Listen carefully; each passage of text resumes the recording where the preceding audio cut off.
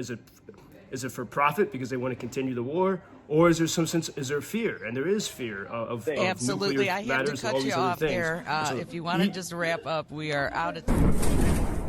After many seasons of silliness, this was such a moment of consequence in Washington.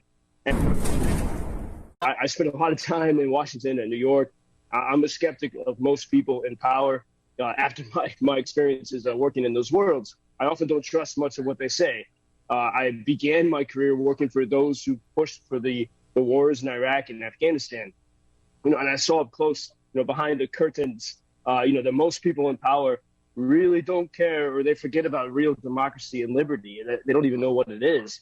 And that's one reason why I've liked being in Ukraine when I got stuck here in the pandemic. It's such a fiercely free democratic country, and that's what they're paying a price for. And as I watched the reactions of so many members of Congress last night, there was really a sense of joy to interact with Zelensky, to hear his comments. And I got the feeling that, and this is just a feeling I had, but that most people there were happy to be so purely and clearly on the good side of something so important, maybe for the first time in a long time. Sort of after many seasons of silliness, this was such a moment of consequence in Washington.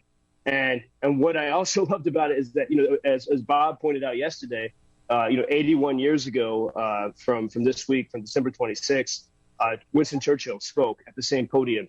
And like Churchill, Zelensky also brought a sense of humor to his speech during the darkest of times. And he was joking with Pelosi right before they started. But then he said in his speech, and also, together with you, we'll put in place everyone who will defy freedom. And he had to repeat that. He said, put in. And when I saw that, when I saw that, and everyone there laughed. In that moment, I realized that, we forget he was a comedian, and that was his career. And this is the comedian who, out of necessity and courage, has become a statesman, and some would say the leader of the free world. And he doesn't forget who he is.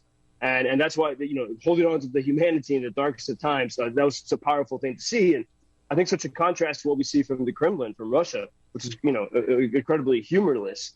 And then also the way Zelensky and his team, as everyone saw, they were wearing their green wartime garb, not official military gear because he's a civilian, but signaling that this is still an emergency. And that was also a very bold move. To show up at the White House and Congress not wearing a suit. And it also shows that he's not a mere supplicant, that, he's a leader, and he's got the credentials to prove it, having, risked his life to not flee Kyiv. And so I really saw this, even though he's there to ask for support. And as he said, it's not charity, it's an investment in stability and freedom for the world. But I saw, even Zelensky, for example, is even much shorter than Biden, but he had such a stature and confidence, and so that was a real power. But even we have to know, even then there was a little bit of tension underneath that. For example, Zelensky kind of was joking, saying, you've given us a lot, but we need more. And there was a moment when the Ukrainian reporter asked President Biden, she said, why not give Ukraine everything they need right now? And Biden got a little bit testy, saying, we've given you a lot. And there is, so we can't miss, there is this tension there. And President Biden did say, we're staying with Ukraine as long as Ukraine is there. But there still is this little mystery that remains. Why can't, this is from the Ukrainian perspective, but why can't the West and America give everything that Ukraine needs to win this as quickly as possible? Is there some is it for profit because they want to continue the war, or is there some sense? Is there fear? And there is fear of absolutely. Nuclear I have matters to and all cut these you other off things. there. So if you want to just wrap up, we are out of time, unfortunately, Joseph. But I like everything about that guy. Zelensky is just amazing. So I wish you the best. Any kind of holiday you can celebrate there? Yes, and as Zelensky said, even they will celebrate Christmas in the bomb shelters here if they have to. And so I think that will absolutely continue. So Merry Christmas to you all. And all clear has been issued, and that was in the east of the country. and it's calm at the moment. I mean, obviously the big theme today is President Zelensky's visit to Washington, and so many things stick out to me.